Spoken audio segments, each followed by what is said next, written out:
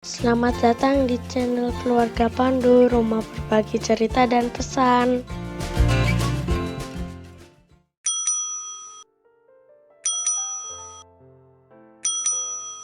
Ecclesia Reformata Semper Reformanda Est. Gereja reformasi adalah gereja yang selalu mereformasi dirinya. Itulah semboyan reformasi yang didengungkan 504 tahun yang lalu. Reformasi gereja tidak pernah bertujuan memecah belah gereja. Reformasi gereja bertujuan membuat gereja tidak kehilangan maknanya di tengah-tengah dunia. Reformasi gereja bertujuan mendorong pemimpin gereja bersama seluruh warga gereja untuk tidak sibuk mengurus gerejanya sendiri, membuat gereja nyaman untuk dimasuki orang, melainkan membuat gereja menjadi bermakna di dunia tempat gereja hadir. Wahyu 2 ayat 1-7 mengingatkan kita bahwa jika gereja tidak bisa merangkul sesama dan ciptaan yang lain karena sibuk dengan segala tradisi dan ritual di dalam gereja, maka gereja akan kehilangan cahaya ilahinya. Dan gereja yang kehilangan cahaya ilahinya adalah gereja yang tidak bermakna.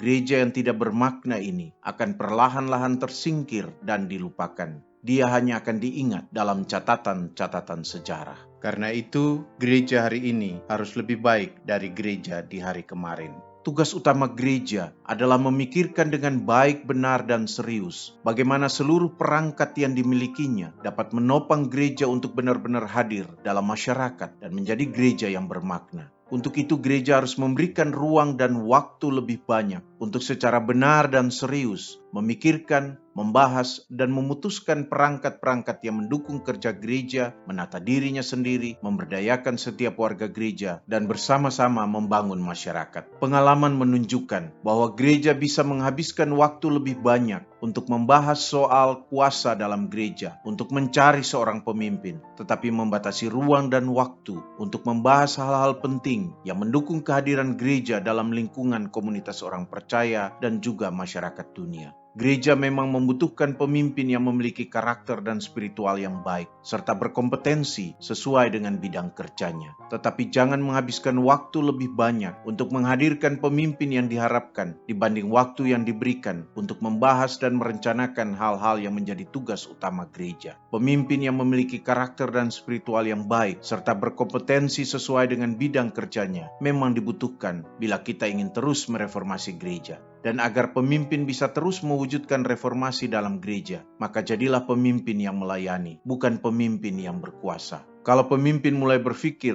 hanya tentang kuasa, dia tidak akan berpikir tentang ketulusan melayani. Kalau pemimpin hanya menampilkan wajah pemimpin yang memiliki kuasa, maka akan sulit baginya untuk dengan tulus melayani. Dalam gereja, kuasa adalah untuk melayani, untuk mendatangkan kebaikan bagi gereja dan juga bagi orang-orang yang dilayani. Dalam gereja, kuasa harus dipakai untuk merangkul, bukan untuk memisahkan. Kuasa dalam gereja harus dipakai untuk menyembuhkan dan memulihkan, bukan untuk melukai. Pemimpin yang melayani harus ditopang juga oleh orang-orang di sekitarnya yang juga mau melayani, bukan malah yang ingin menampilkan wajah pemilik kuasa. Seluruh warga gereja juga harus menampilkan wajah pelayan. Jangan warga gereja malah yang lebih merasa berkuasa dari para pemimpin. Mari bersama-sama membangun spirit kesetaraan dalam berkarya untuk mereformasi gereja. Karena dalam spirit kesetaraan, wajah yang berkuasa tidak akan terlihat, tetapi wajah sebagai saudara yang mau saling mendukung, merangkul, dan memulihkan akan selalu ditonjolkan.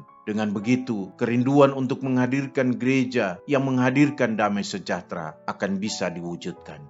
Teruslah mereformasi gereja, teruslah berefleksi.